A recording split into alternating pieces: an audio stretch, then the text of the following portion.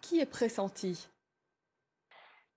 Oui, vous avez raison, dans le sens où la nomination qui va être effectuée par le président des États-Unis, M. Trump, découle du départ de la retraite inattendue du juge Anthony Kennedy.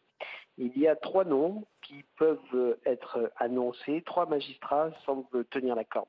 Il peut s'agir de Brett Kavanaugh, un ancien conseiller de George Bush, Amy Coney Barrett, une juge connue pour ses valeurs religieuses traditionnalistes, et Raymond Ketledge, un défenseur d'une interprétation littérale de la Constitution.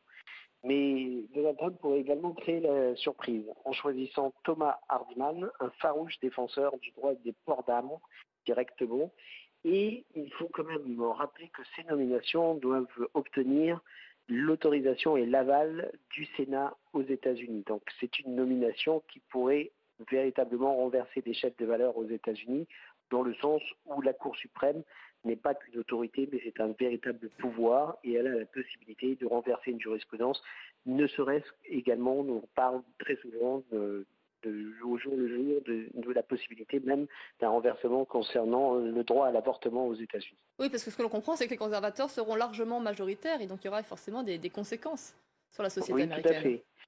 Dans le sens où la Cour suprême, comme je viens de l'indiquer, a la possibilité de considérer si une loi est constitutionnelle ou non, mais c'est elle qui a permis toutes les avancées progressistes, notamment sur les droits de la défense, sur le droit de l'avortement en 1973, sur la possibilité ou non de la peine de mort. Et cette juridiction, qui est la plus haute juridiction des États-Unis, fait véritablement boule de neige sur la possibilité de la civilisation américaine et des valeurs traditionnelles américaines. Vous l'avez évoqué, le Sénat doit encore valider donc cette décision qui sera annoncée par cette nomination annoncée par Donald Trump. Sa précédente nomination n'avait pas posé de problème, hein.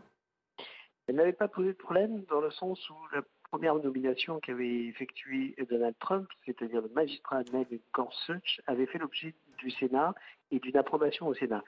Cependant, les règles même de l'approbation du Sénat avaient fait l'objet d'une modification par les sénateurs qui avaient eu la possibilité donc d'avaliser cette nomination uniquement à un vote de 50 sénateurs et non pas à un vote des deux tiers du Sénat. Je vous remercie beaucoup, Stéphane, et merci d'avoir répondu à nos questions et il nous a permis de mieux comprendre donc l'enjeu de cette nomination qui devrait être effectuée d'ici quelques heures par Donald Trump.